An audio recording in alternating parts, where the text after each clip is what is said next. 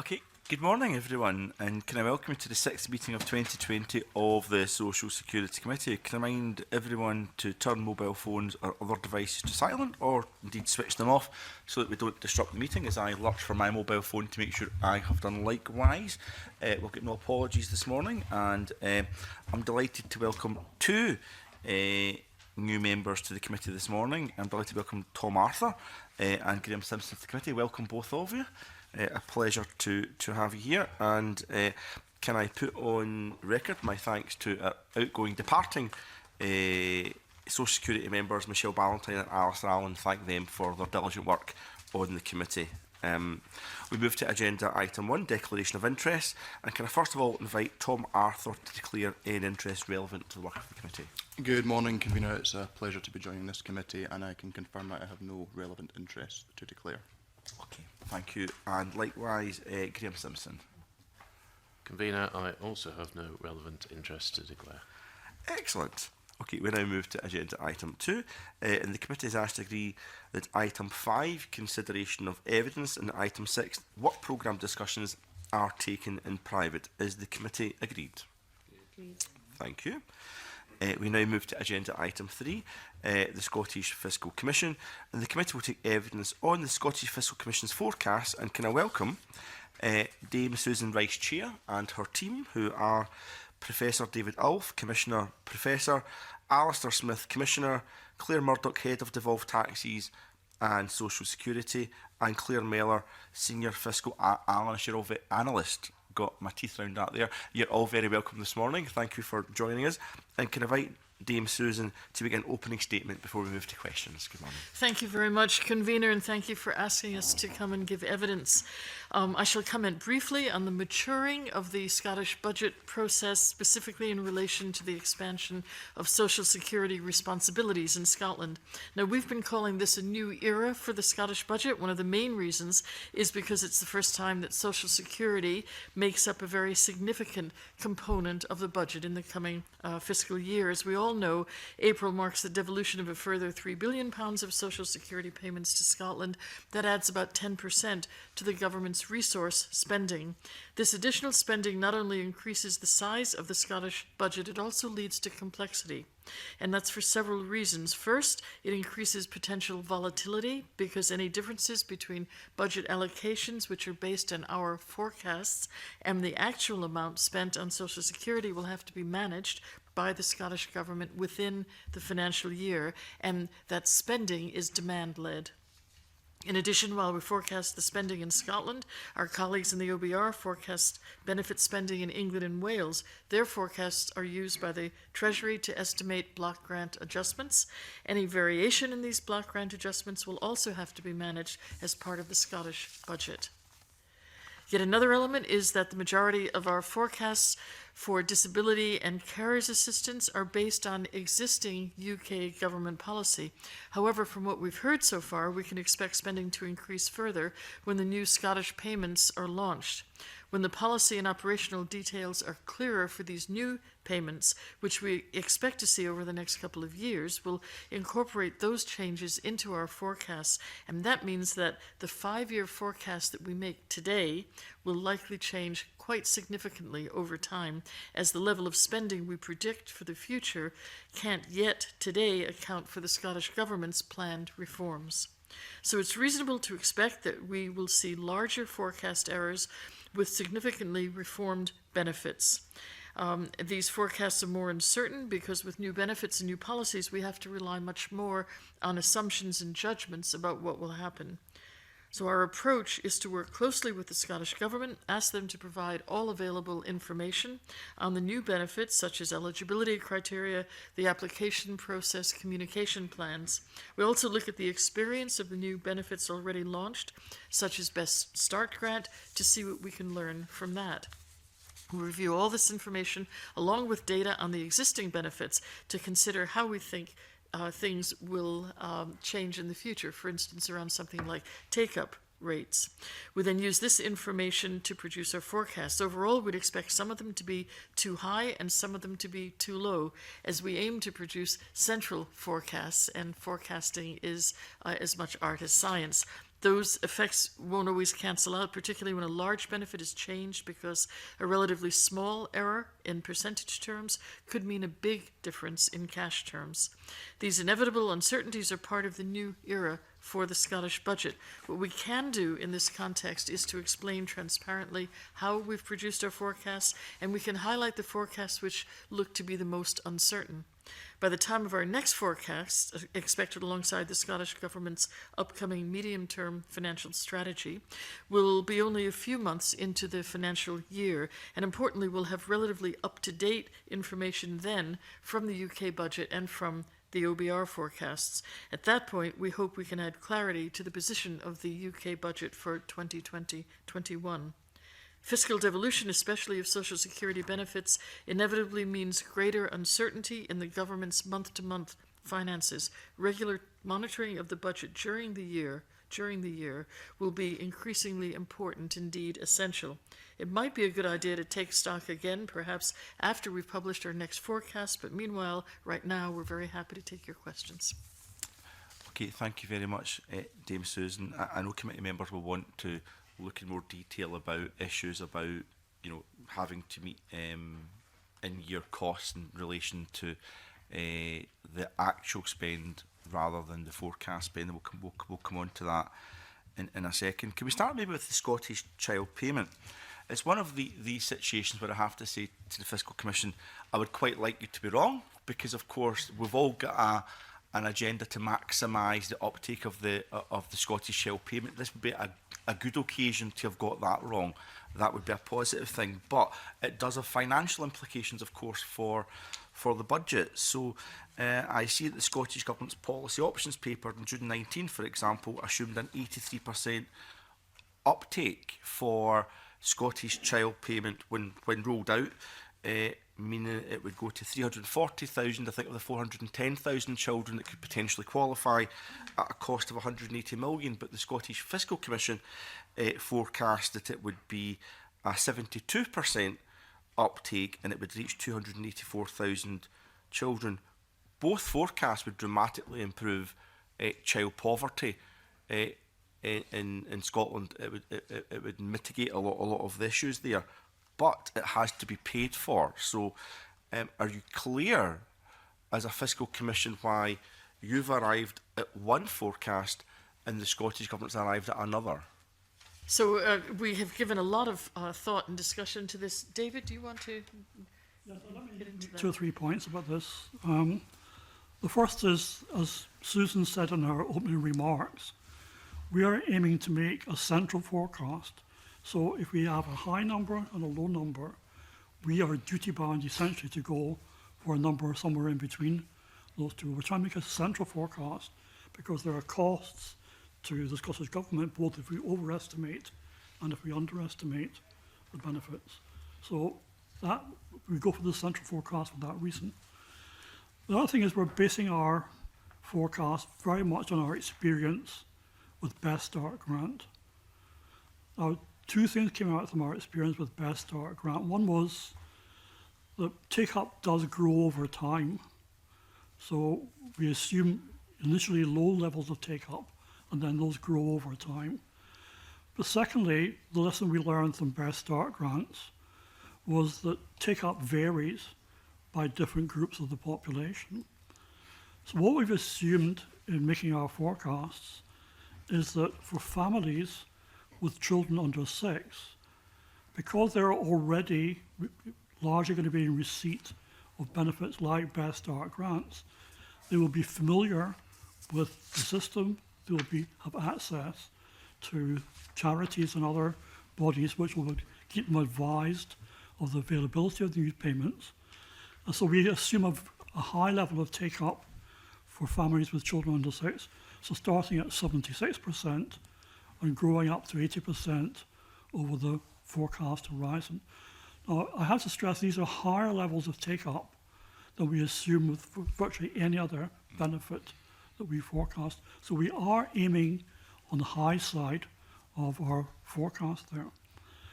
But for families with children between 6 and 16, our assumption is that because they're less ingrained within the benefit system, the less likely to be in touch with charities and other bodies which will be advertising these benefits.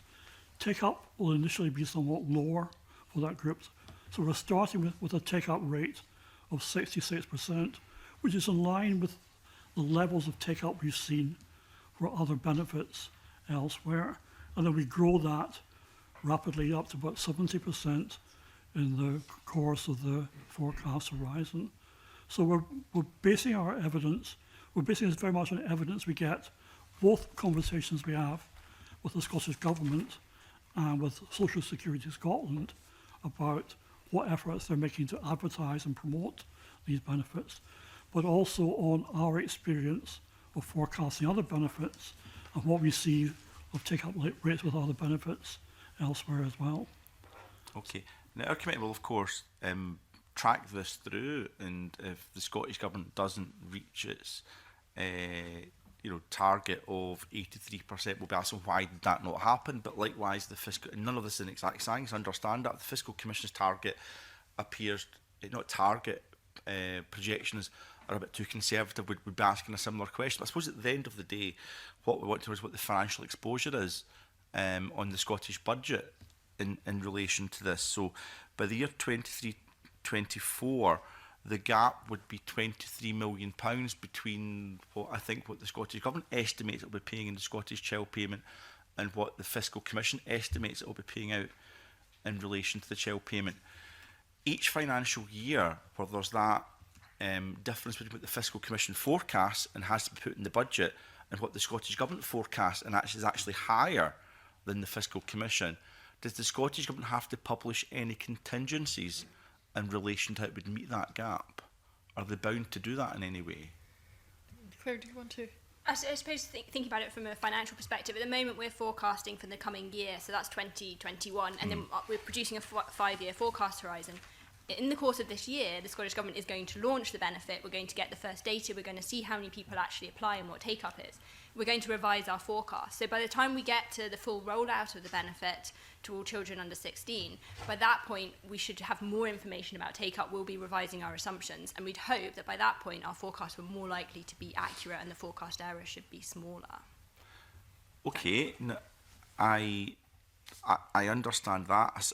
I suppose what I'm just trying to get to is it's still early days, but it's a demand-led budget. I've raised this with the First Minister at the Conveners Group as well, and it's just in terms, as we have a growing social security budget, which is a demand-led budget, and by definition you want everyone to get their entitlements, where you have that variation of forecast between what the government's bound to put in its budget from the Fiscal Commission and what their forecasts are and outturn might actually look like.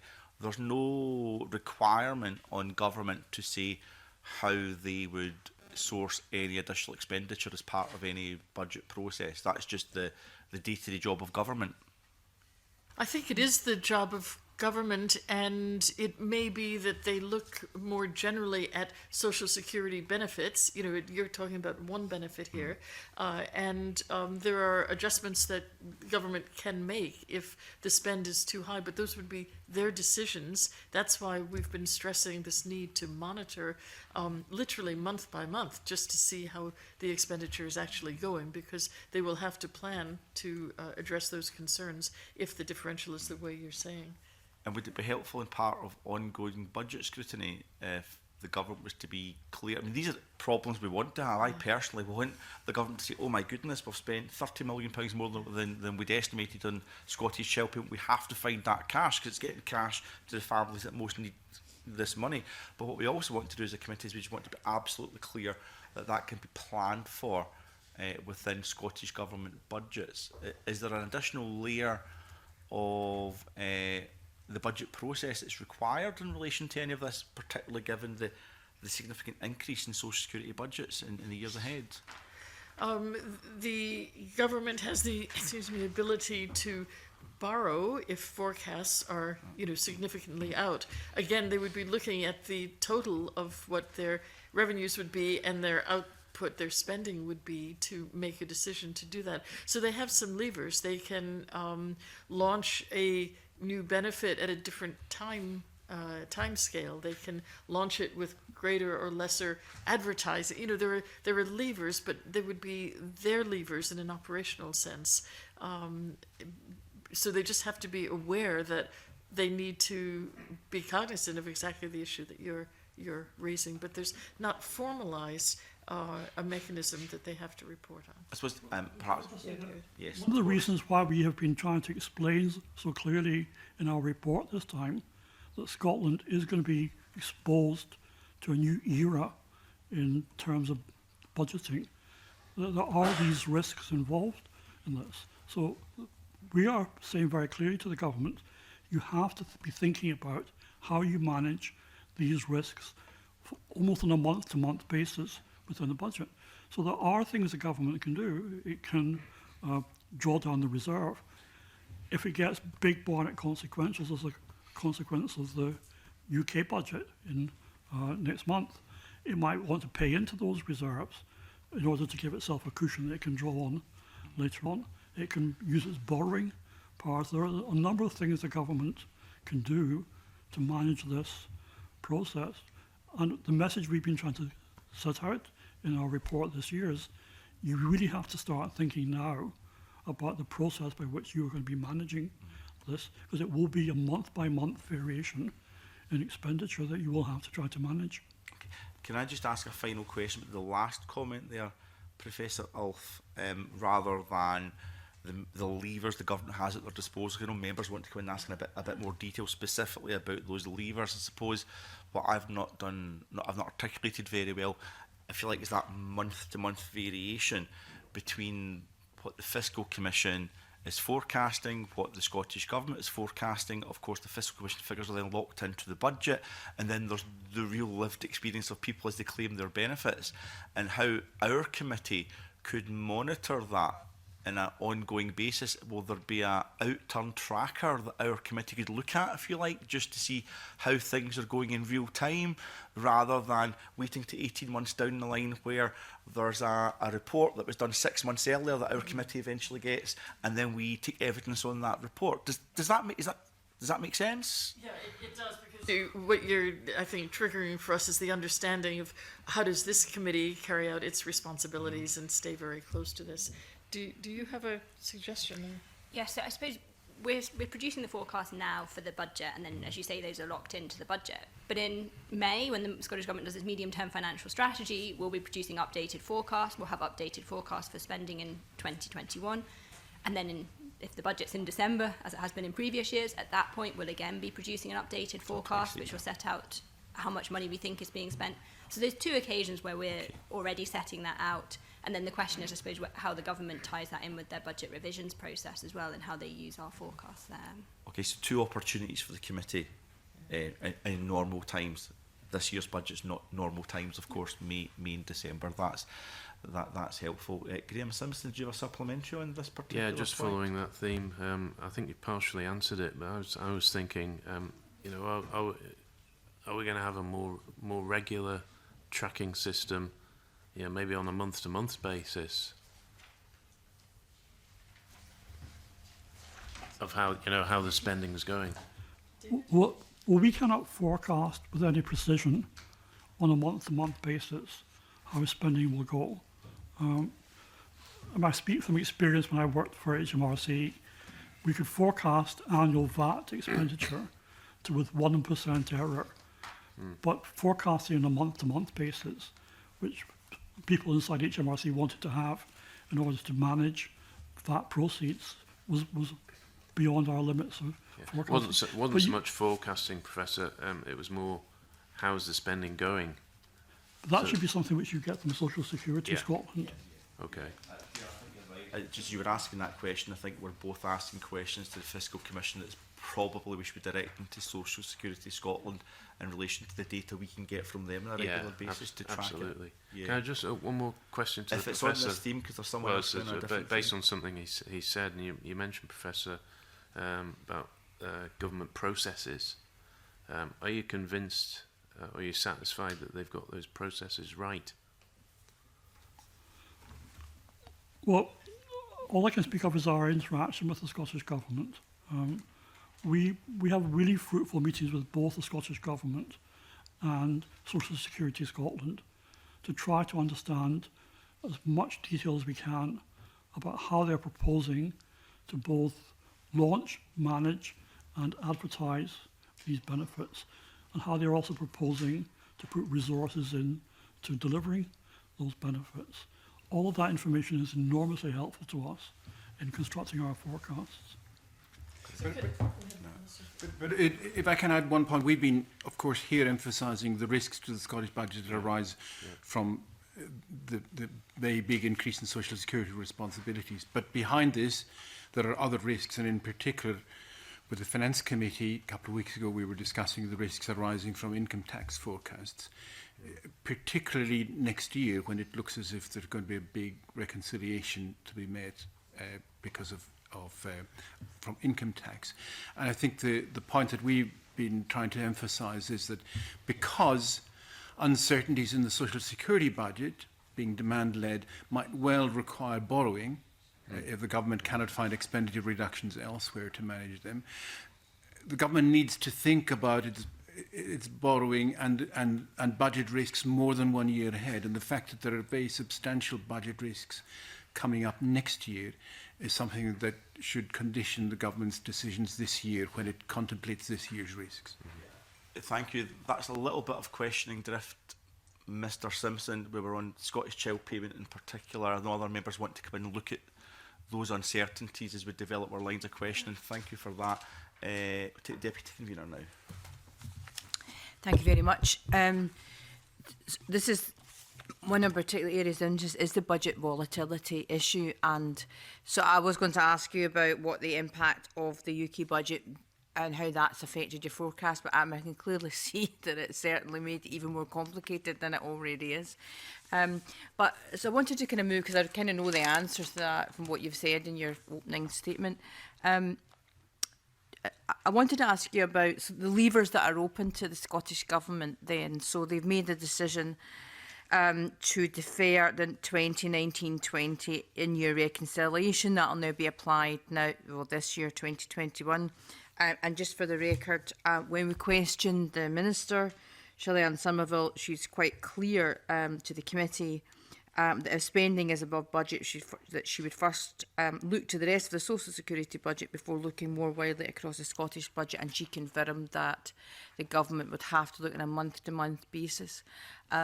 So, I mean, I think it's quite concerning for us in terms of monitoring the volatility of this budget. And I wondered, firstly, do you think that in going forward, that the levers that are available to the Scottish Government, I mean, it would be concerning if we had to dip into the borrowing powers in the first years of trying to manage the social security budget, and does that have other implications? Well, but I think, as I was implying earlier, looking to borrowing probably is something the government needs to think about pretty actively, because as we've already said, the social security budget, not just the one element of it we've been talking about, the social security budget is demand-led. When legitimate claimants make claims, the claims have to be made. So the scope, when expenditure turns out to be different from forecast, the scope for managing expenditure upwards or downwards is very limited indeed. The expenditure is not, it's very hard to control. So while one can see why the Scottish Government would want to manage forecast errors within the social security budget, in practice that might be hard. And as you said, there are uncertainties. There are always uncertainties coming down the line. Forecasts can be wrong.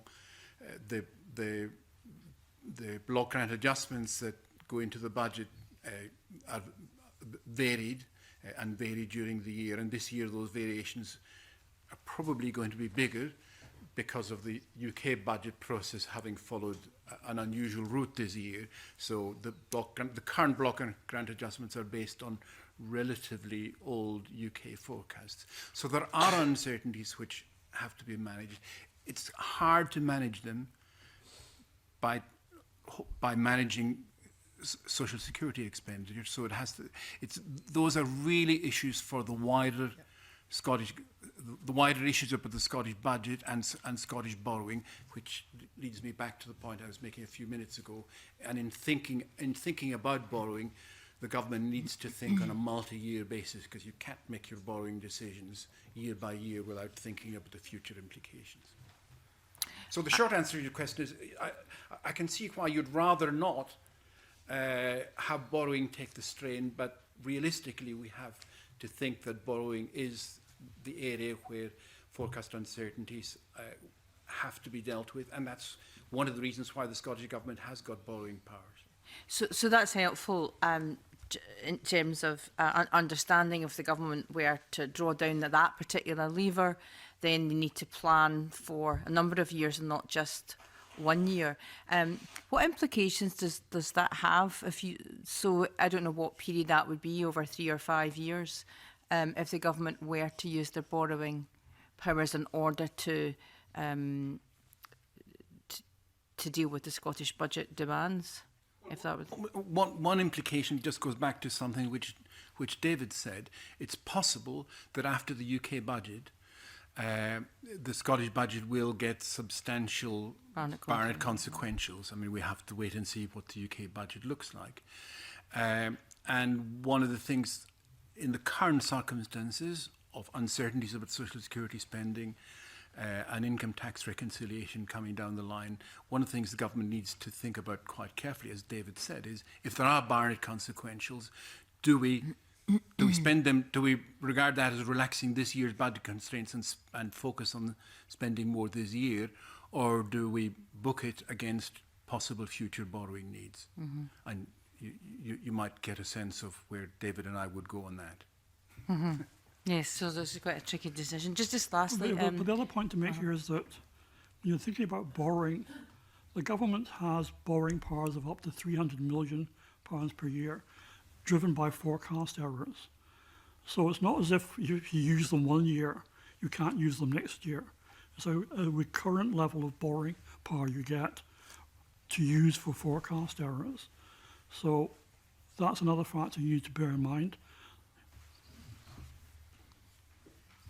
Yeah, and just lastly, I appreciate that there's more than one lever they could draw down in their reserves, and then hopefully there will be Barnett consequentials. But I take your point. You can't just look at it for this year. You have to look ahead and see, well, overall, do we have enough money to deal with all the demands on the budget? If the government were to use its borrowing powers for that reason over a period of time, what implications, I take it that does have an implication for the overall budget in terms of the repayments by using your borrowing powers? I mean, I'm not looking for a figure, I'm just a general... As you correctly said earlier, the government can borrow £300 million a year, and they have to pay that back over 3 to 5 years. They choose the term of the borrowing at the point they draw it down. So the plans to borrow next year, the government has said they'll repay that over 5 years. So effectively that means you've got lower resource to spend over the next 5 years as you repay that borrowing. Thank you very much. I suppose it does eventually reconcile itself to a degree, because as the Fiscal Commission changes your forecast, and the Scottish Government's got to use actual money in the budget each year to allocate towards what the Fiscal Commission believes will be spent. So it's not a case of forecasting uptake spiralling out of control. It's a case of they then have to allocate money from across other portfolios to put into their budget. It's not an open-ended exposure, would be my understanding. It may have consequences for spending in other portfolios, but they're bound by the Fiscal Commission. And as your forecasts mature and become more accurate, then that gets locked into the budget process annually. Yes, that's a good way to describe it, yes. Okay, it's also worth just putting on the record that I'll be meeting Bruce Crawford, convener of the Finance Committee, in the weeks ahead, because we see the importance of working closely together, given the demand-led aspects of this portfolio. So hopefully we'll get a bit more nuanced in how we do our scrutiny in relation to it. Okay, is on this point, Keith, because Alison Johnson is coming in for the next line of questioning, if it's on this point in particular? It's on this point, yeah. Okay. You just mentioned that the convener's account of how this works is an accurate reflection. I think it's more like Alice in Wonderland, I have to say. We were talking a minute ago about the government budgeting for forecasting errors. And I suppose it's really in the question of forecasting I wanted to ask. If you look at the different economic institutes that produce forecasts, you always hear about the revised forecast. You never actually hear what the original forecast was and how far out it was, by and large. But and I don't mean the Fiscal Commission in this respect. It's just about the value of forecasting, which is really important when you have the role that you do have, the statutory role that you have. It just seems to me, especially in a situation where the UK government can't get its act together to do a budget on time, which introduces further uncertainty, what the value of forecasting actually is. Because you mentioned the different things which the government can do to mitigate if there's to be an overspend. I think that's normally just called government. That's what governments do. And they do have a lot of finance people that can do this. So I just wondered what the real value of... I think, Dame Susan, you said it's as much art as science. To think of a lot of art I'd rather see than forecasts, economic forecasts, but what is the real value, do you think, of it?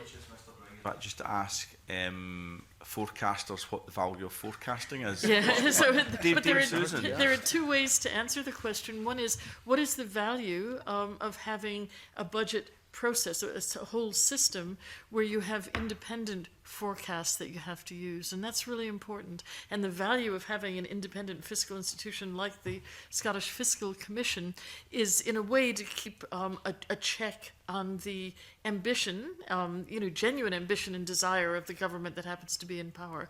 So we bring an independent perspective to what might be raised in taxes or might be spent on benefits. So there is a real I would say this, yes, but I think others would as well, a real benefit to having independent forecasting that begins to put things into a range. Now, overall, what's the benefit of forecasting? I have two experts on my left here, as well as on my right, but anyone would like to speak up?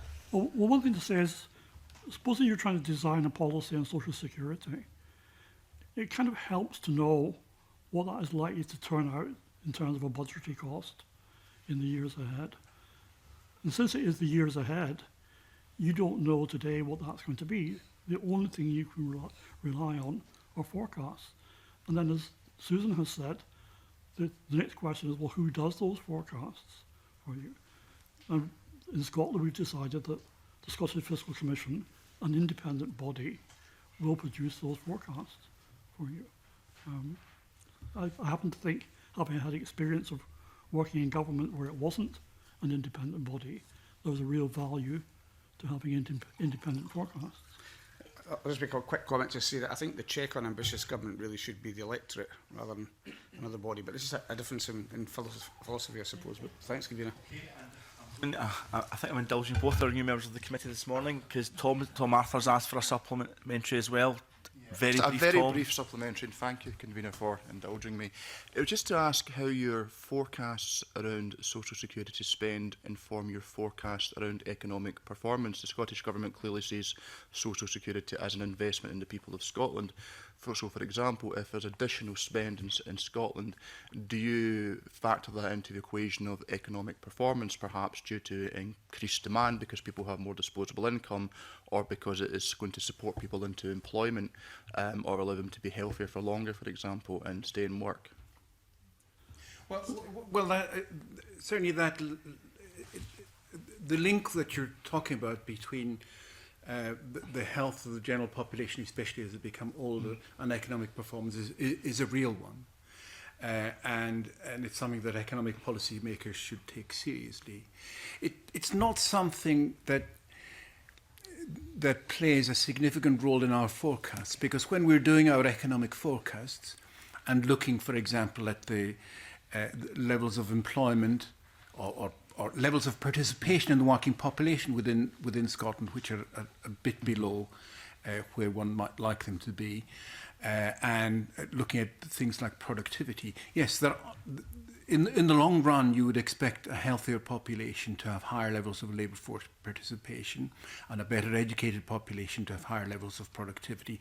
But those are rather long-run effects on a horizon that is beyond the horizon in which we make our economic forecasts. Thank you. The other point to make on that is that in our forecasts, we do have the overall level of government expenditure driving expenditure in the economy, and hence our GDP forecasts. But we don't go down as far as expenditure on Social Security. Well, that is just part of the overall government very expenditure. helpful. Okay. Alison Johnson. Thank you, Convener, and good morning. I'd like to ask questions in the first instance on child disability allowance. The projections for disability assistance for children and young people are based in part on what the Commission describes as a continuation of the historical trend towards lower payments of child DLA. So I'd just like your views on why you think this has been the case. Is it because of variation in the level of disability over time, or has it been a UK government approach to make lower rewards?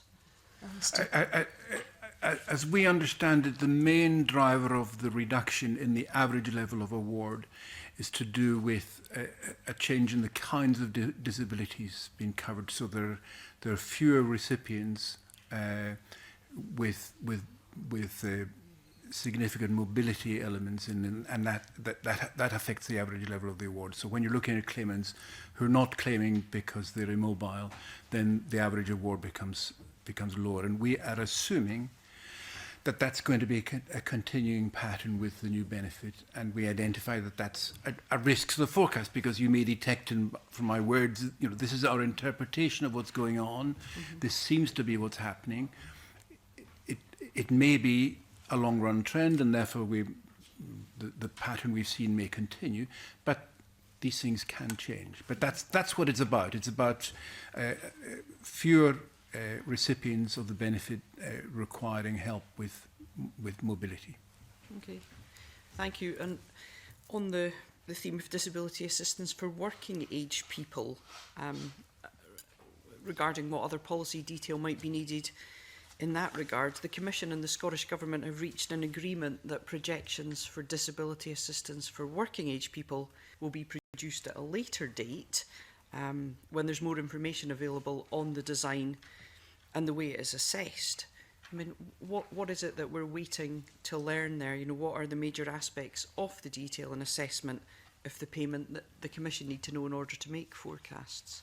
So let me just say, by way of background, that we will make a judgment when we feel we have enough information to do a respectable forecast, and we make a judgment not to forecast when the information is too scanty, because it won't be a useful one and may actually confuse decisions and confuse what's out there. Claire, maybe you could answer that in some detail. Yeah, so the difference with what we do have for child disability payment and Scottish child payment is really the draft secondary legislation. So as the main act was passing through Parliament, it was acknowledged that a lot of the detail about actually the underlying support would be in the secondary legislation. And one of the things that we will be really keen to see for the disability assistance for working age people is the draft legislation, because that's really where we get to see a bit more in terms of what's set out for policy and what's proposed. Okay. I mean, with regards to sort of diverging policies, the Commission's projections for disability assistance for working age people are based on current DWP policy, because the Scottish Government hasn't yet finalised its policy proposal. But the Scottish Government is committed to reducing face-to-face assessments to what it describes, I'm very grateful for this, to the lowest possible level. And there's a legal requirement not to conduct them when the information already exists, where it exists elsewhere. But do you think that will have an impact on expenditure in Scotland? Would you expect that to have an impact on expenditure here? Go on. I talk very much about policy change when I was talking about secondary legislation, but that's not the sole part of what we're looking at when we're producing forecasts. So the other area that we are also really interested in is how does it feel for people who are making an application to Social Security Scotland and going through an assessment process, and how that may be different. And for that isn't so much always set out in the legislative detail, but it's very much us working with the teams at the Scottish Government and Social Security Scotland to find out more about that. So you're right, the assessment process wasn't something so much that we had to consider for the child disability payment, but when we come to look at working age disability, changes in the assessment process we would expect would have an effect on spending, and we'll be very much using the information available to inform our forecasts. Okay. But it's worth thinking about the timing aspect of this. We don't expect the disability assistance for working age people to come in until very near the end of the 2021 year. So any effect on this coming year's budget is likely to be small, and therefore it makes sense for us, as Claire has said, to hold off on making a forecast until we have more of the information about how it's going to work in practice in both the ways that Claire talked about, both what the regulations look like and what the practice on the ground is going to be like. But the financial impact this year is whatever it is going to be small just because of the timing. So we have given more emphasis to waiting until we can make reliable forecasts rather than rushing out with forecasts that aren't really going to have much effect on this year's budget. Okay, appreciate that. Thank you. Thank you, Convener. Jeremy Balfour. Thank you, Convener. I was interested in your response to Alison Johnson's first question, Professor Smith, in regard to there's been a change in regulations for people getting the DLA for children. That's not my understanding. I'd be interested to get a bit more information on that. My understanding is that the regulations around DLA for children have been fairly static for the last 10 to 15 years, and thus any reduction in the payments of it have nothing to do with the policy. And I'm just wondering, what were you basing that on? I'm sorry, maybe I wasn't clear enough. It's not a matter of there being a difference in policy. It's a matter, as we understand it, of there being a difference in the types of disability in the beneficiary population. So there'd been a change. So there's less children with disability, did you say? No, there are less children with mobility disabilities and a higher proportion of children with other forms of disability that attract lower levels of assistance. So again, just to follow up through, just so I get this, I'm not sure I'm totally picking you up. Are you saying there's less children in Scotland in the last number of years that have a medical condition that affects their mobility, thus they can't apply? So, and the disabilities are more going towards care, because or learning difficulties or other disabilities. Is that what it's not a matter of absolute numbers, it's a matter of the share within the beneficiary population. Yes, a smaller proportion with physical mobility disabilities and a higher proportion with other kinds of disabilities. I mean, I can contact you later, but I would be interested if you have that information, whether you could share that with the committee or whether you could just share it generally, because I think that's quite an interesting trend that certainly I had never heard anyone else talk about before, and I find that an interesting one maybe for us to look at going forward.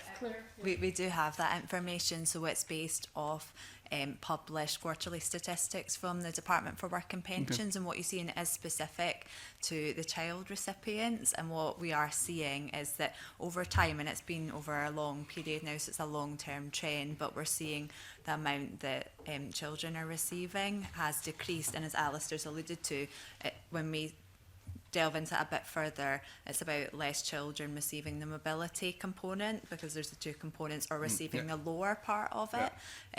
So, based on, that's the best information we've got at the moment to go on. We're assuming that, that trend is there, it's been there for a long time, and that continues, but it is something that we continually look at. So each time we produce a forecast, that is a key assumption, and it's something that we'll continually revise. If you could maybe provide that for the committee, I'd be grateful. That's fine. Yeah. Do you want me to go to my other question? Yes, for sure. Okay, I wonder if I can just change tack completely and go back to the Wave 1 benefits. And I think I'm right in saying, obviously we haven't got the actual spend yet, but I think there was a variation of about 4 million on what is within the papers. And I suppose just being to know, what lessons do you think you have learnt in regard to forecasting? Because obviously Wave 1 in theory were fairly easy benefits, and yet we've got a 4 million variation. As we go forward with more difficult benefits and also large amounts of money versus bigger variations, what have you learnt as a commission in regard to things that you may think you might want to tweak going forward? Well, I think there's a number of things we learned. One was that we do have to listen very carefully to what both the Scottish Government and Social Security Scotland are telling us about the way in which these benefits will be advertised and promoted at the early stage, as well as how they will then be subsequently delivered after that. That information is really important to us, and we give a lot of attention to that. But as I said in my answer earlier on, some of the other lessons we've learned are that take-up will change over time. As people learn about benefits, take-up rates will grow over time. But it's also important to take a more nuanced view about take-up and to think about take-up varying across different subsections of the population. So certain parents and children, families might respond faster to benefits than other people. Those are the kind of general lessons we've been learning from our early experience. And let me just add that I think Social Security Scotland, this is a learning process for everyone. This is brand new work for them. So how they advertise, how they make the new benefit known, in what timetable, how far in advance, all of those things affect take-up rate and when in the fiscal year the benefit is actually taken up. So we're all learning over time, and we're staying very close and discussing these learnings.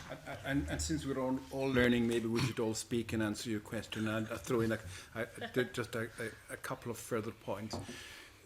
One of the things that we learned from this is that because take-up rates are inherently difficult to forecast, getting speedy information about actual outturns of these new benefits is crucial. So we've adjusted our forecasts, for example, of the Best Start grant quite quickly when we found out from experience that take-up rates were different from the take-up rates we'd started off with our assumptions. So we work with Social Security Scotland to make sure that we get as up-to-date information as possible about actual expenditure so that our forecasts it can be revised.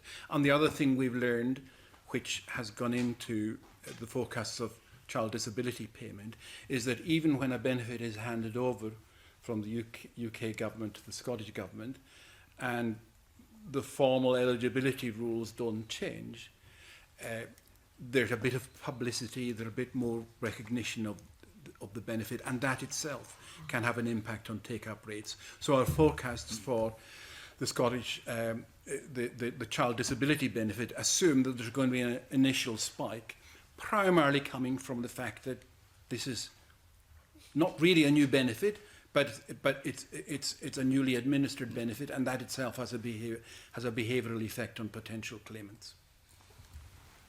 Thank you, Commissioner. Okay. Is it on this particular? Yeah, please, Shona. Yeah.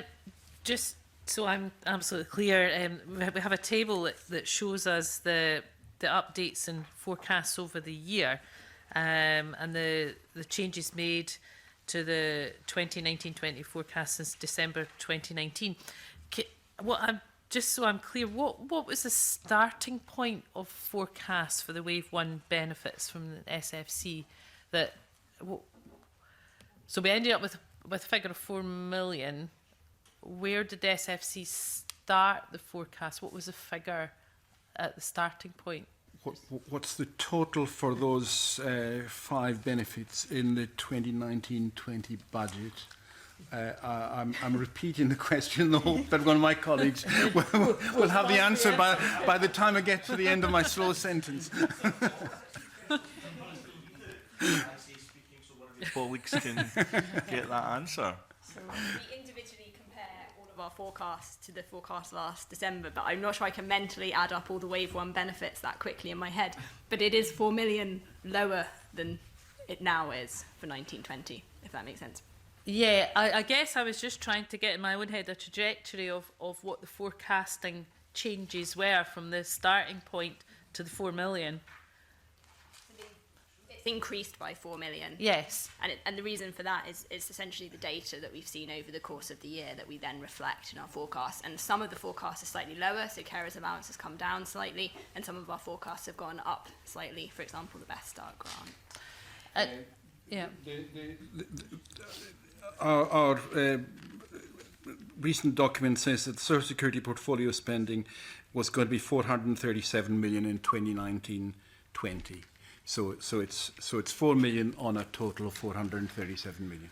So, I mean, do you feel, from the Commission's point of view, that that you, in terms of the accuracy, you've talked about some of the lessons that you've learned in terms of going forward, but overall, in terms of the accuracy of where that's now landed.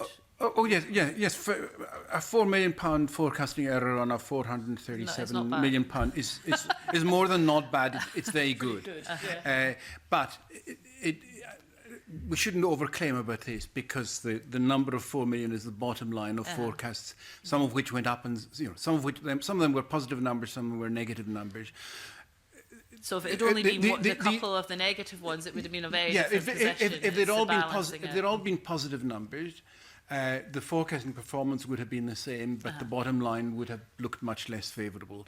So 1% would be a wonderful aspirational target to have, but the longer term OBR experience is that when benefits have settled down, then you might expect forecasting errors in the area of 3%. The outcome for 2019-20 is probably particularly good, because these forecasts include some new or relatively new benefits like Best Start Grant and Best Start Foods, where we were making estimates on initially rather speculative basis and then changing them during the year. And that's the big forecasting challenge that we currently face is with respect to some of the benefits we've been talking about. As these new benefits come along, before we have experience of take-up rates, forecasting is quite challenging, and delivering this level of forecasting performance next year would be good on the larger number. Go ahead, David. Just one particular point on that.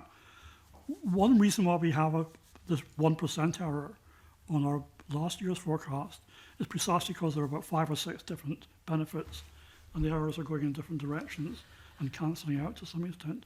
Yeah. One big lesson for next year will be we've got 3 billion of additional benefits, largely disability type benefits, and those come in 3 big benefits. So it's far less likely that the errors will cancel out in the same way next year. And the magnitude of the errors, even relatively small errors on a bill that size, the absolute amount of cost for that is going to be quite large, as Susan said in her earlier remarks. So I wouldn't take this table as being a useful prediction for next year, because they'll be far less likely we'll get this cancelling of errors. Yeah, just to understand what you said earlier, I think that the one thing you could take out, that you touched on this, is some of the behaviours among the differing groups within these benefits, which may explain and could give some indication of perhaps similar types of behaviour among similar types of population going forward, if I understood you correctly. I think that's a reasonable assumption to make. Yeah. And possibly one point that's worth adding is that we have a statutory duty to evaluate our forecast. There was a comment about never knowing what the original forecast was. Possibly unfortunately for us, we have to say what we originally forecast and what turned out in the end, and we publish that every year. So we're sort of constantly self-evaluating and publishing that publicly and telling people how well we've done. Okay, thank you. Okay. Can I just ask a couple of supplementary questions on that? Before I do, can I say to members got other bids for questions? I'm sure folk will want to come in and ask some questions, so please do let me know. But when I was looking at the table 4 from our briefing on wave 1 benefits in the forecast, and I have to say a 4 million increase since the draft budget is pretty good going, and I tell you what Professor Alf was saying about you over forecast some, you under forecast others, and they kind of hopefully even themselves out, so the margin of error is relatively small. But I was looking at the change of £4 million. We've got the main reason being changes to pension age and new rules for mixed age couples could increase numbers for whom bedroom tax applies, and it's DHP, which means discretionary housing payments, I'm assuming. So just for clarity, that's the UK government policy to take pension credit away from mixed age couples. Is that correct? And that UK government policy has a direct financial impact on a Scottish government budget having to mitigate UK cuts to people in Scotland. Have I understood that correctly? So our modelling of bedroom tax mitigation is starting from the point of who is eligible, so who could be having the removal of the spare room subsidy. And one of the things that we do in that initial stage of modelling, so this is very much a modelling change, is that the pensioner population isn't subject to that. So what we're doing in that initial stage of modelling is really looking at who's defined as the pensioner population. And as a result of changes to the pension age, so the pension age increasing, and then also, you're right, the rule for mixed couples now on universal credit, over time that's came through in our modelling from where we were this time last year. So it's a small change in terms of the overall size of bedroom tax mitigation cost, but more accurately reflects who we think will be eligible for support.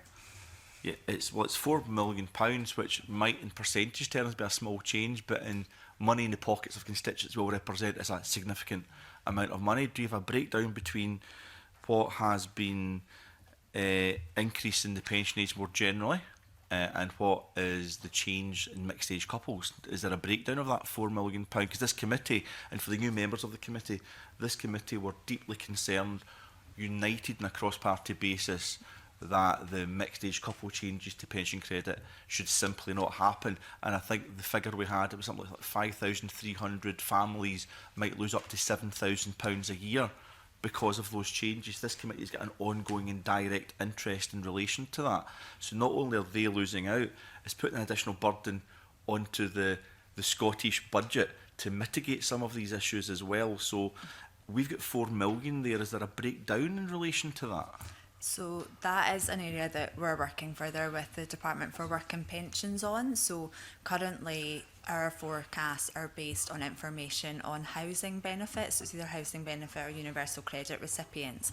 And what we don't currently have information on, and we're requesting from DWP, is the number of universal credit recipients who are impacted by the bedroom tax. That's not currently published, and that's something that we're looking to be able to do so that we'd be able to get that further breakdown. So at the moment our forecasts are based on the information we have for housing benefit recipients and the split of that group between working age and pension age. So we can't disaggregate that £4 million for universal credit, yeah. pounds as yet. I think it would be helpful if you got that information, because the committee's got an ongoing interest in that. We're about to report on a benefit uptake strategy, and one of the things we've looked at in relation to that is the idea of policy spillover, which I won't then rehearse all those arguments, but that's an example of policy spillover where a UK policy change has a direct impact on the Scottish social security system. We need to better understand that as a committee as well, because that's taking money out of the pockets of others who could otherwise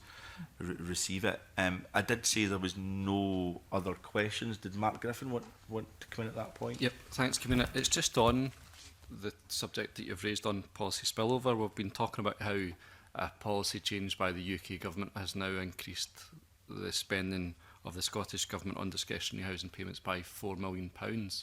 Would that not be defined as a spillover that the Scottish Government could potentially charge back to the UK Government and look for that money through a block grant adjustment? What is a spillover and what is not a spillover is both politically contentious and always very tricky to determine. And I'm very pleased that it's not the responsibility of the Fiscal Commission to make make decisions or even give advice on what is or is not spillover. It's up to the two governments. If the governments decide that there is a spillover and need advice of the Fiscal Commission on determining the fiscal consequences of the decision, then that's the point at which we come in. But fortunately, we don't have to get involved, and therefore don't get involved in what is and what is not a spillover. Okay, thank you, Mark, thank you very much for asking that question, because there's a double financial whammy that we didn't pick up at the time where we were protesting against those changes. So it's not just £7,000 per household that's losing out, it's £4 million to the Scottish Exchequer as well that's losing out. That's a double detriment to Scotland, and with cross-party consensus we looked at that previously. Hopefully that will continue on the committee as we go forward. Are there any other questions at this point? Mr. Bright. Just to say that I'm really pleased that you publish previous forecasts, and I wonder if there's a discrete document that gives all the previous forecasts a different, just on its own, If not, then I'm sure Spice can provide it. But I just wondered, going back to the point that my colleague Tom Arthur asked, I was quite taken aback by the fact that the economic input, if you like, of social security spending wasn't really accounted for, because in your report you talk about other inputs, productivity, you make an assessment of the effect of public sector pay and generally pay increases. I think it's a view of all of the committee. I think, I can't speak necessarily for the new members, that we see social security expenditure as an economic input as well, which will have an effect on productivity and economic activity. Is it your view that that's not the proper business of the Fiscal Commission to look at that, or is there somebody else that would be able to look at that and give us an assessment of that? I'll let Claire answer about focused evaluation first, and then I'll come to your point, Mr. Brown. So on the forecast evaluation, at the moment we haven't published that information, but it's something that we can easily do. And when we come to our forecast evaluation in September, we'll definitely be looking at how our forecasts have tracked and changed over time. And at the moment we haven't got a long forecasting history on social security, but in time we'll have, I just went more generally, as we get more history, we will be looking not just at the forecast we produce for the budget, but also how our 5-year forecasts are changing as well. Thanks. One point to add here is that we're not saying it's not there in the data. So to the extent you have a healthier population, that will show up in our figures for the number of people who end up in employment. To the extent there is expenditure on this that boosts government demand, that will go into our modelling of the economy. We just don't strip out separately spending on social security from spending on health, spending on education as a determinant of the overall level of GDP in the economy. So we're not saying it's not there, we're just saying we don't track it that separately when we're modelling the economy. But Alice, do you want to add this? Well, and the fact that it isn't technically sensible to put some direct feedback from health and education into a 5-year economic forecast, because 5 years is a very short time period in which to see those long-term effects, does not at all mean that we don't think it's important. There's a huge amount of evidence that the health and education of the population has big economic effects. That's what the history of the wealth of nations tells you about. But the fact that it's very important in the long run doesn't mean that it can somehow be built into the kind of time horizon of forecast that a body like the SFC does in producing 5-year economic forecasts for our purposes. Okay. Are there any other questions from committee members?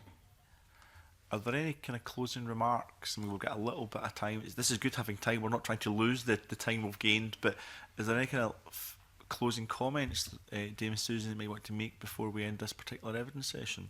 For the chance to do that.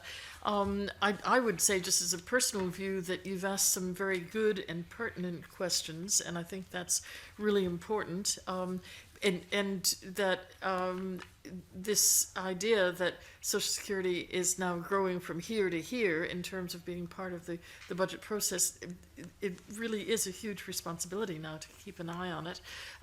But it's also part of the bigger scene. So in a way, this committee goes down into individual benefits. You need to do that. But at the same time, one needs to keep a sense of the whole family of benefits and then how that works in relation to the rest of the budget. So it's an interesting challenge. Yeah. Okay, and thank you to you and your team for giving evidence this morning.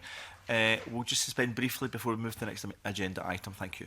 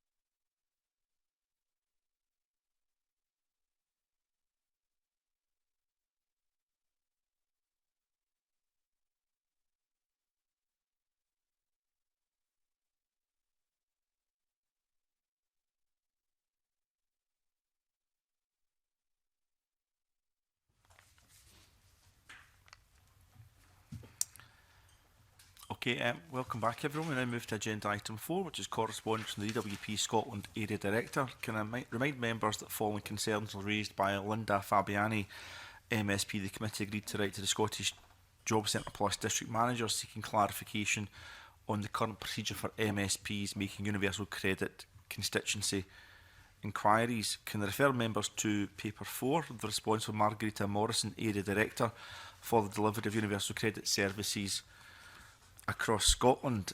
The committee is invited to consider the letter and agree how it wants to respond. I've got some very strong views on the reply that we've received, but I think it's only appropriate to allow other members to come in with their thoughts first. Who would like to make a comment in relation to this? We'll take Mark Griffin, then we'll take Jeremy Balfour. Thanks, Convener. I really don't think the process that the Department for Work and Pensions is acceptable at all. We have members of the UK Parliament who have implicit consent and are able to contact the Department of Work and Pensions on universal credit to get immediate access and to get immediate solutions for their constituents, and I think the same process should be in place for members of this Parliament.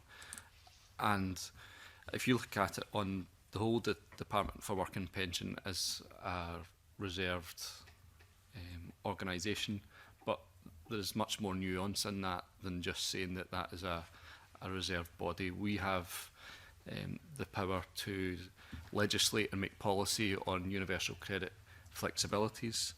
There is the bedroom tax, which the Scottish Government is mitigating through discretionary housing payments, but both governments are working towards a permanent fix, which may or may not be done through universal credit.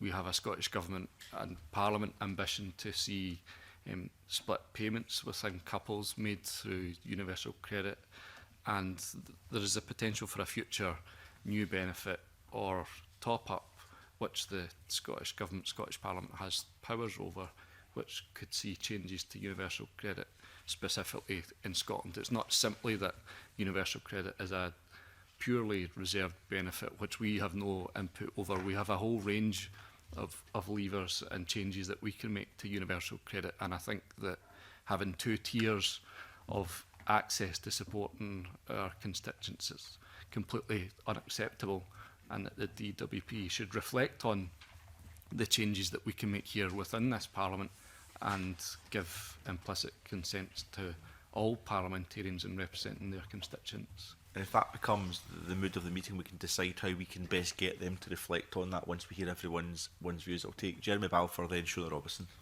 Thank you. I mean, my understanding from the DWP letter is that they are dealing with constituencies the same way as NHS Scotland, local authorities are dealing with it. So if that's not right, then I'd be interested to get that correction. But my understanding, from my understanding of the letter, is what they're saying is you need to get a letter from your constituent to show that you have consent from them to do it. And that's certainly been my experience here within NHS Lothian, with Edinburgh City Council, with the other Lothian councils, that they won't deal with me at all until I can provide them with written consent from my constituent that I can deal with them. So I'm not sure it's any different from how NHS Scotland deal with it, from MSPs, how certainly the local authorities within my region deal with it. So I think if we're going to raise this as a principled argument, we then need to explore this with other agencies as well, such as NHS Scotland, local authorities, other things, because that's my understanding of certainly how it works in the areas I represent. So I'm not sure DWP are asking for anything different than the organisations here in Scotland. So I can maybe give some information at this point, which would be that, as you're sure you've read the reply we've had from DWP, where it says once explicit consent is provided by a claimant, it will last until the specific request for information is resolved, or until the end of the assessment period after the one in which consent was given. Now, MSPs across the Parliament regularly correspond with the NHS. Certainly my experience with Greater Glasgow and Clyde is you have one mandate forum for that constituent, and I will let you come back once you let me actually have my say as well, Mr Balfour. That's how it works in Greater Glasgow and Clyde. Local authorities, sometimes I don't even need a mandate, but where I do need a mandate, it's the one mandate and it's not time restricted, and it's certainly not how the NHS works in Greater Glasgow and Clyde. But I would make a point that we can draw this to the attention, absolutely, as of the convener of the Local Government Committee and to the convener of the Health Committee in this place, but we are the Social Security Committee. We need to stay focused in getting the best results and outcomes for the people we all represent in terms of social security, without fear, without favour, be that councils, be that Social Security Scotland, be that the DWP or the UK government. So I don't want this committee to be deflected in terms of what other public bodies may or may not do. My understanding is different from Mr Balfour. There may be different practices about the country. Let's note that to the conveners of the relevant committees, but let's not be sidetracked or deviated from trying to deliver for the constituents that we all want to represent, and there's unreasonable barriers being put in their place. Shona Robertson. Well, you've indicated that that's not your experience in Edinburgh, and I've suggested that what we will do yes, let me finish. But what I suggest we will do, I don't need your help, Mr Simpson. I can chair the meeting without your assistance, thank you. What I said we will do is we'll note this to the convener of Local Government Committee and to the Health Committee. Now, if it's specifically about Edinburgh, that's now on the record.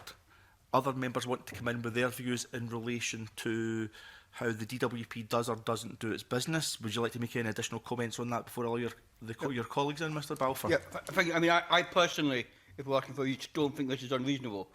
I think to use the word extra barrier is not. I think it is protecting constituents from data protection as well.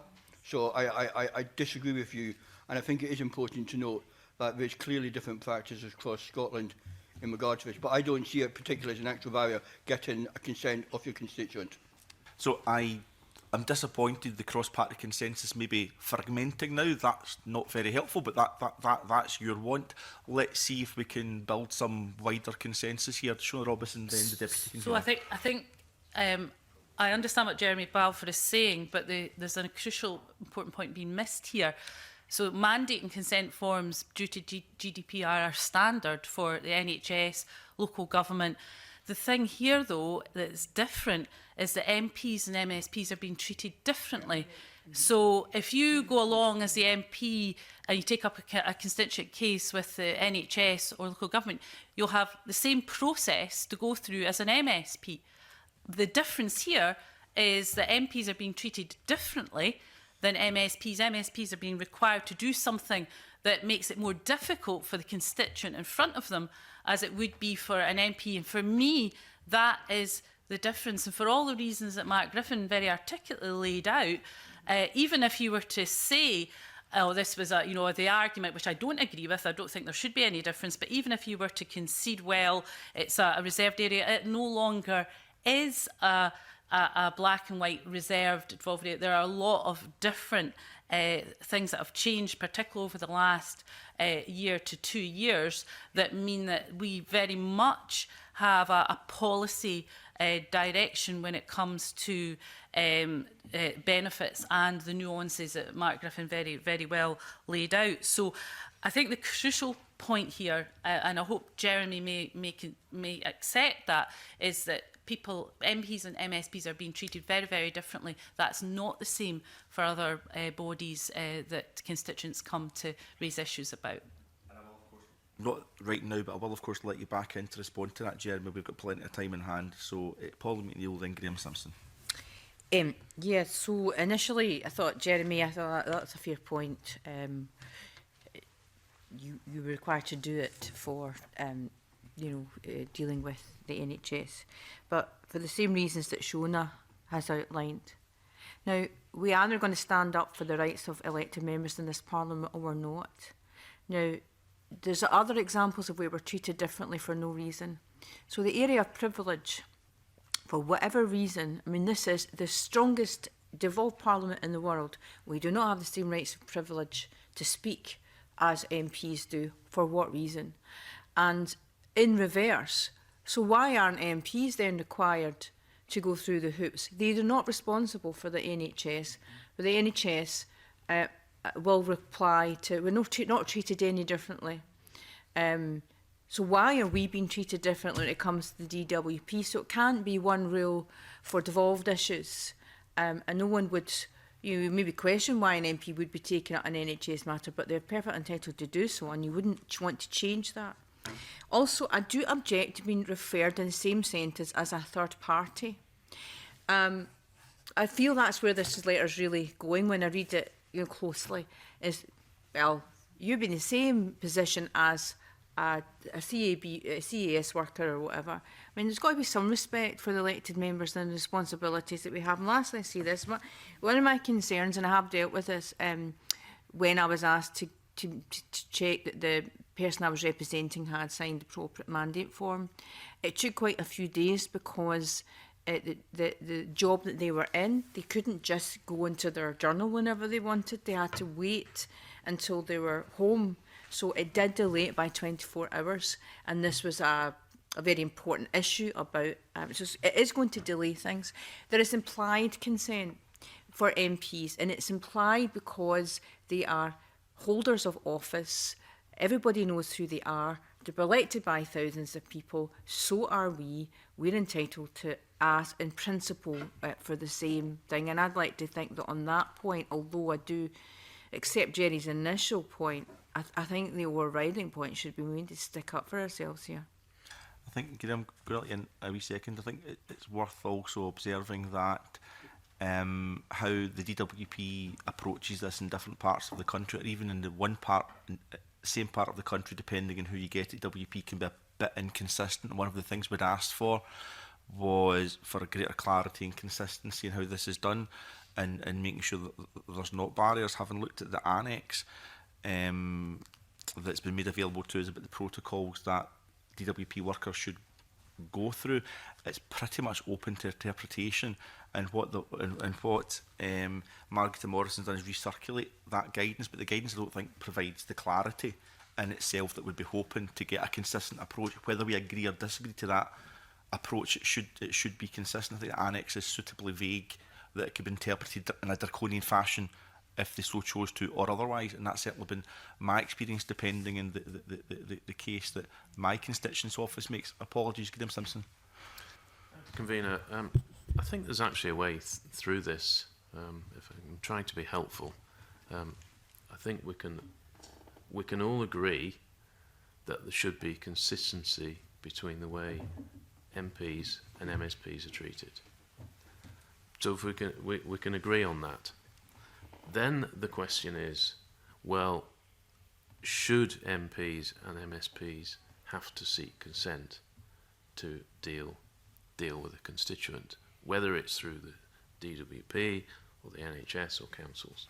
So that's a separate question. And I do tend to agree with Jeremy that yes, you should have to get consent when you're dealing with very sensitive information. I don't have an issue with that. So I think that what people's beef is here is that there is an inconsistency between the treatment of MPs and MSPs, and you also you'll see that when dealing with HMRC as well. I think it's the same. So I think from a committee's point of view, what we should be asking for, I mean, perhaps the treatment of MPs is wrong. Perhaps they should be. They should have to seek consent. So it's either one thing or the other. I think so. What I'm agreeing with people that consistency is required.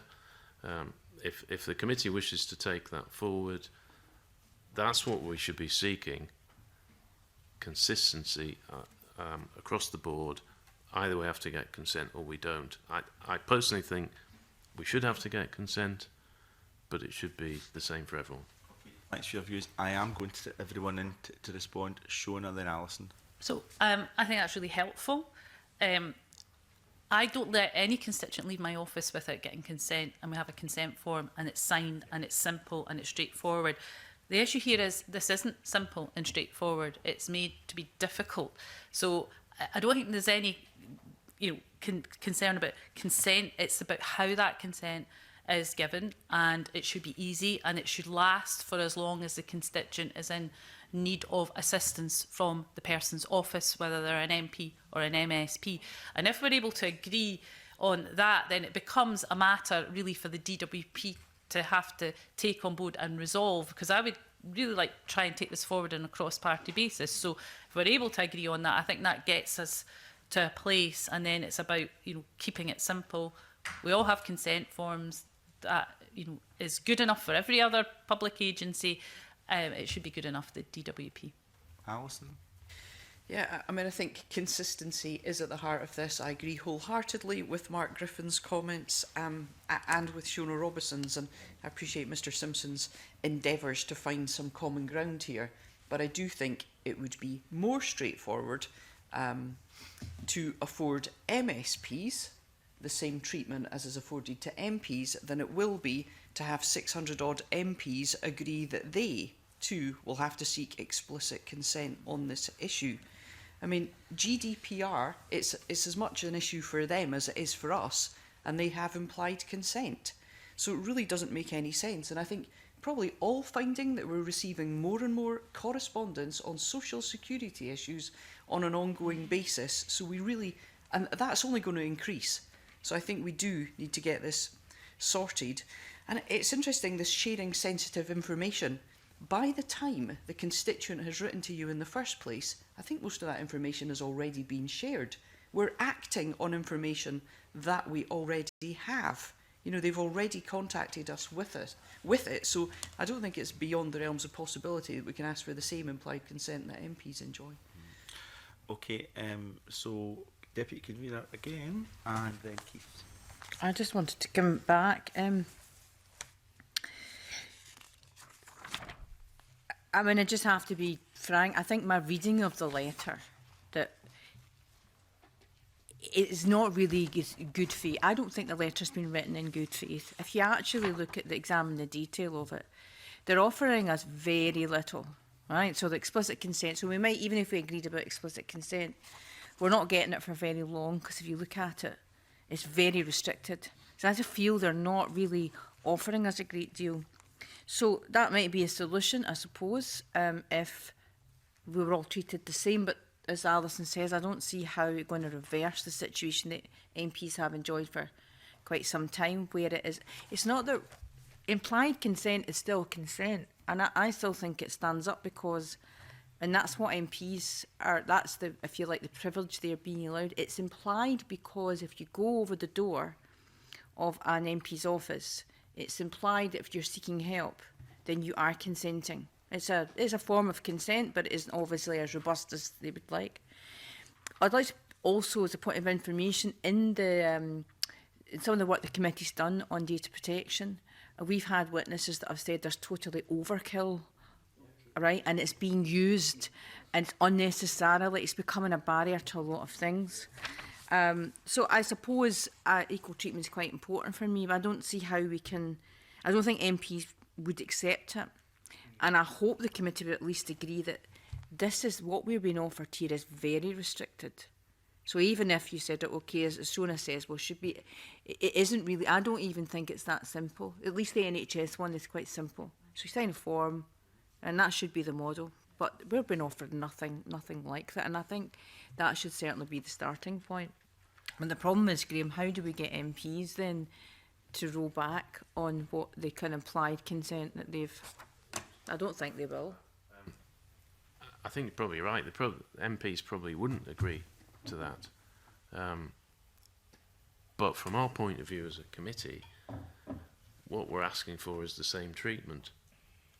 Whatever that treatment is, it should be the same, because we're all here to represent people, and we all take up these cases. So it clearly should be the same, whether that's the system that exists for MPs or whether it's not. It should be the same for all of us. So if we're going to take this forward, that's what we should be asking for. So I think the committee has, that's helpful. I think the committee's been, Keith will take a new second. I think the committee's been pretty consistent, generally across party, that MSPs should be treated on the same basis as MPs in relation to this, and that has been not withdrawing entitlements of access for MPs, but rather enhancing our I would say it's not a privilege, our ability to represent constituents. Can I just remind members of what the letter actually says and think about the practicalities of this if the DWP were to go to the letter of their own guidance? So it says, once explicit consent is provided by a claimant, it will last until the specific request for information is resolved. So just stop on that for a wee second. Could you imagine a constituent says, I'm not sure what the child element is of my UC claim, and as that unfolds, they go, oh, there's an issue with my housing element. They would need to specifically say, this is only about this one part of my UC claim, something else comes out, you would need a fresh mandate form for a second part of your UC claim. The way interrogating and scrutinising our constituents' entitlements to help them means you don't know what direction that representation is going to take you in, because you don't know what information you're going to receive. So having to have explicit consent for every specific request is unwieldy and unworkable, and also it only lasts till the end of an assessment period. I assume that means a cycle of 4 weeks or 1 month. So actually, if you have an ongoing inquiry about one element of representation in your constituent and it lasts beyond a month, you then have to get them to sign a fresh mandate form. I think by all accounts that's just wrong, and it is artificial barriers, including the comments made from a sedentary position. Deputy Convener, sorry. So those, and these are, I promise you, Mr Simpson, these are not kind of new things or grandstanding by the committee at all. This has been an ongoing struggle and tussle by the committee for quite a long time now. So that's maybe some of the frustrations you're hearing here this morning. Keith Brown. Just to say, I agree with the comments made by Mark, Alison, Shona and Pauline and yourself, Convener. And actually I agree with the point that Graham Simpson's made about having the same system. The one thing not to do is to make it as difficult for MPs as trying to make it as difficult for MSPs. That just makes it a worse system for everybody. But there's a pattern here. When I got elected in 2007, as an MSP, you could quite easily contact the UK government about immigration policy, and they would come back with individual cases and communicate, and they stopped that. They've stopped other areas since then, some tax areas as well. And I'm conscious, I'm sure the same was for Shona. As a minister, you've got a huge correspondence folder, and the number of requests we get from MPs on devolved issues, which we've never stopped answering, is a contrast to the way the UK government is kind of greyed out certain areas where MSPs can contact. That's a pattern of what's going on here. And I think it's also about the fact that who's trusted. The point that was made, I think it was by Pauline, they know who MSPs are. It's about whether you trust the person, and they do that with MPs, because there are known quantities. So are MSPs, they're not changing from week to week. I suppose the issue comes down to what do we do about it? And you could say we could write to the Secretary of State, but this committee has singly failed to get a Secretary of State before it. And what we tend to have, even in the very relatively short time I've been on, is, well, again, it's another new Secretary of State, let's give them time to bed in. It's not about the individual, it's about the contempt that's been shown for the committee in trying to take these matters forward. And I think we have to get a bit more shouty about it, especially if at the bottom of it we do agree this is not perfect. And just for the information in committee, Forth Valley Health Board, exactly the same as you're describing in Glasgow Health Board, you have to get explicit consent, but once you've got that, you don't keep going back for correspondence on that patient. And it's true for MPs and MSPs. If we were to adopt the same policy as the UK government, we would say to MPs, you're not getting to ask questions about a person's health situation. That's what they're doing in this case, without going through some rigmarole. And we've got to try and get it resolved. We wouldn't do that, of course, Keith, No. because that would be juvenile and not in the best interest of our constituents, so we wouldn't do that. Tom wants to come in, I will take you back in. Graham, Tom Arthur. Thank you, Convener. I concur with the points that you made a few moments ago. I think as a matter of principle, there has to be consistency and parity between MPs and MSPs. But in terms of practicalities, as you very effectively and eloquently outlined, it would be, given that this is a split competency, the access afforded to MSPs has to be commensurate with that responsibility if we are to effectively discharge our duties as constituency and regional representatives. So I think in the first instance, my view would be that there should be, for both reasons of principle and practical reasons, parity between MSPs and MPs. I think the points that Mr Simpson raised are fair. However, I think if they are matters of concern regarding data protection or access, then these matters should be reflected on separately And that should be a matter of dialogue, not just on a cross-party basis, but on a cross-government and a cross-parliament basis with our colleagues in Westminster. But I think, given that it's deemed acceptable for MPs to have a level of access which has not been afforded to MSPs at the moment, the first step should be towards achieving parity, and then any other considerations around what the level of access should be once that parity is established should then be for consideration and on a joint basis in concert with members of the UK Parliament and others. Okay, we're going to have to wrap this up shortly. I'll take Graham and then I'll take Jeremy. We're going to have to come to a conclusion at some point, Graham. Yeah, so I'm trying to think, how do we take this forward? I think there's the issue that the committee's been looking at, which is just within the remit of this committee, but there are also wider issues that we've all faced, of having to get consent and the varying policies from different public bodies. One thing, it's entirely up to you, convener, you may wish to consider is you could raise this at the conveners group and see what other conveners think about their particular portfolios. It might carry some weight if the conveners group was to come to a view on this issue in general. But from this committee's point of view, I mean, it's a difficult one, but perhaps a letter to the appropriate minister at the UK might be the next step. I'm not sure how far it will get us, but I think we're all agreed that there needs to be that consistency. Okay, Jeremy? Yeah, I mean, I think Tom actually summed it up very well. I mean, I think if we can get a letter both to DWP and to the Secretary of State simply saying we think there should be the same rules applied for MPs and MSPs, and can she clarify why that is not the case, then I think that would give us then, depending on what response comes back, we can then take it forward. I mean, I think there is a separate debate about how it should happen and what the consent is, but I think the principle, as the Deputy Convener pointed out, is there should be the same treatment for both MPs and MSPs, and that, to me, is the principled decision that we should be pursuing in the letter. Okay, now I've taken some notes, I've been going through this, but I think there is consensus in the first instance. I think given the conversation, despite the initial comments, I think we all believe that as far as this committee is concerned, that's an unsatisfactory reply that we've received. It doesn't take us any further forward or get to the bottom of the issues we were raising in the first instance. I think we can agree that, so we can reflect that back to the Secretary of State. I'll say more about that in a second. There's a consensus that there should be a parity in how MPs and MSPs are treated in relation to these matters. We believe that there should be a consistency across the country in how everyone's treated in relation to these matters.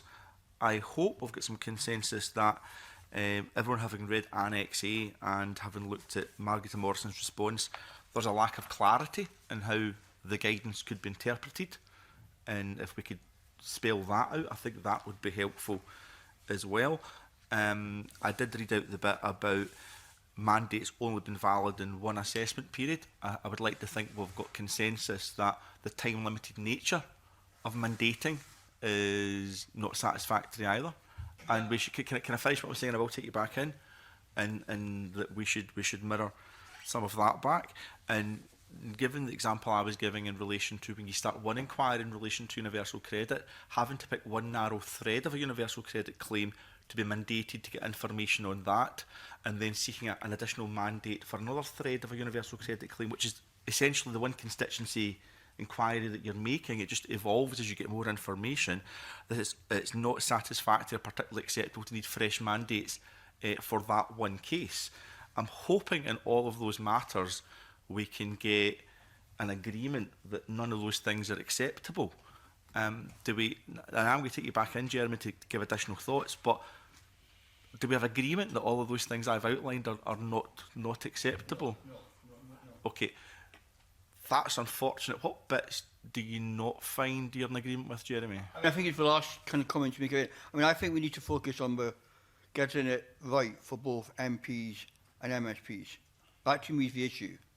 how then it is done is a separate debate and a separate discussion to have once we've got that agreement between DWP and that they will treat MPs and MSPs. So I want to remain solely focused on saying, why are you treating MSPs differently from MPs, and we should all be treated the same.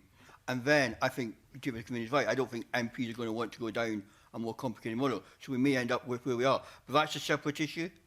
And I think we need, if we're going to remain focused, it should be focused on that one issue of why are you treating lots of different elected members of parliament differently. Again, we have to stick to what we're actually responsible for as a social security committee, and we're responsible to make sure that our parliamentarians in relation to social security don't have any undue barriers or restrictions placed on them in representing constituents, as I would see it. So irrespective of the debate in relation to MPs, MSPs and parity, and we seem to have agreement in relation to that, I would like to think we would have agreement that a mandate forum only existing for a time period of 4 weeks would be unreasonable.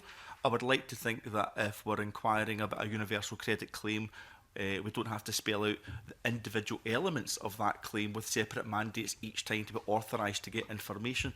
I think that's self-evidently unreasonable, and I would ask that that's mirrored in any correspondence that we put forward. I think I probably have agreement from the majority of the committee, but I don't think we're reinventing the wheel or asking our Conservative colleagues to break some kind of party ranks. We had previous agreement in this before as a committee, and I'm just hoping we can stay strong in relation to this for the committee.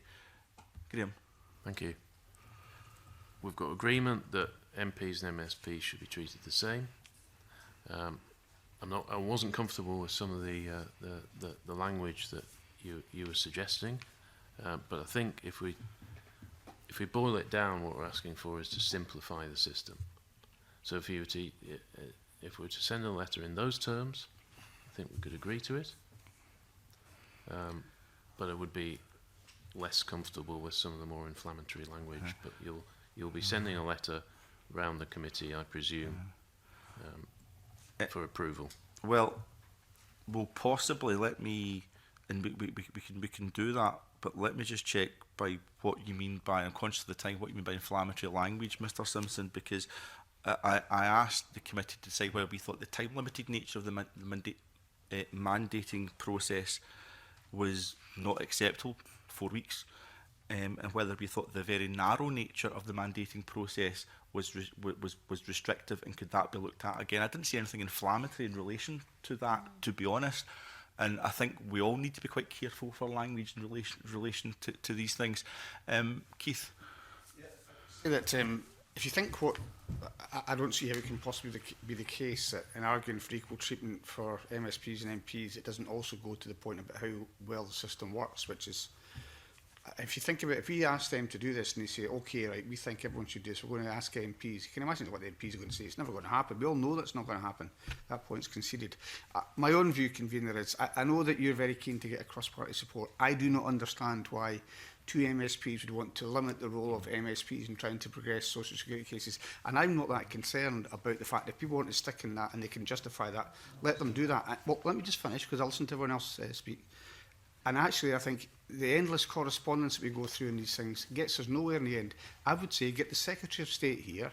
She said she's never come yet. The previous one never come. Various other ministers haven't come. Get her to come and justify why she thinks it's in the interests of our constituents not to be properly represented by MSPs. And I wouldn't, if Jeremy and Graham want to go their own way, then I'm fine with it. But we have to make the point on behalf of our constituents. So we do have to make a decision. My personal view is, okay, some additional information for our new members of the committee. We've already said much of this to Theresa Coffey as Secretary of State. We haven't had a reply yet.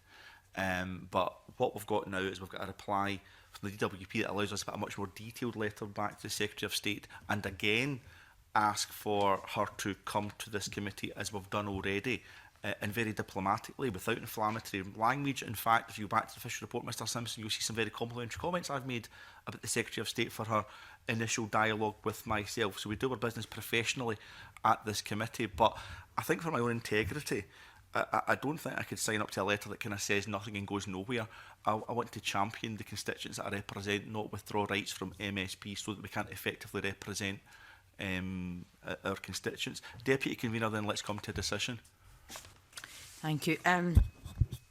Okay, so I'm certainly making an effort to try and meet the two members that are so hopeful. That's appreciated. So I'm still going to kind of stick with this.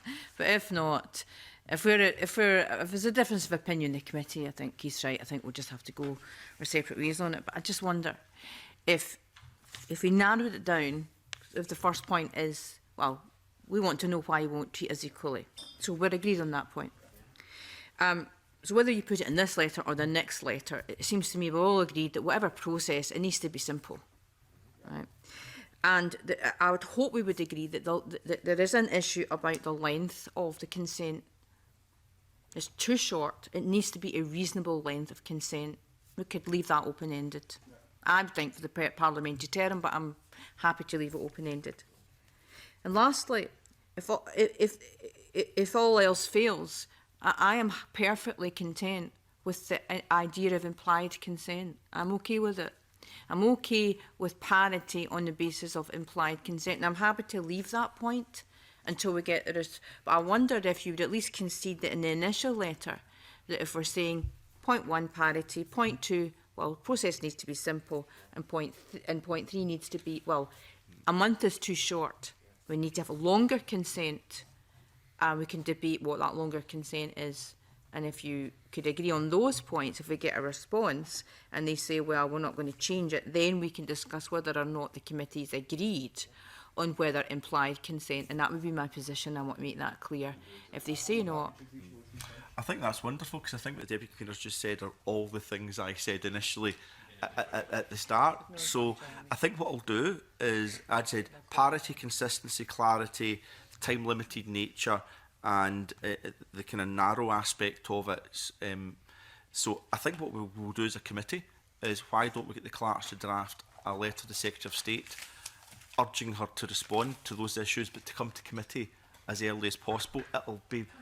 This will not be the first time we've asked the Secretary of State to come to committee. We'll do that again. We'll circulate that letter.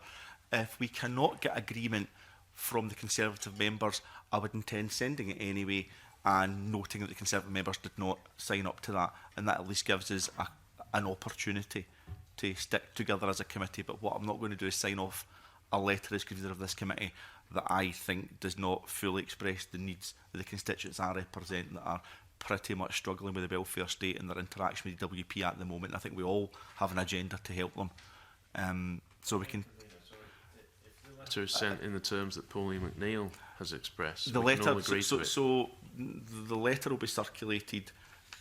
What our Deputy Convener said is on the official report.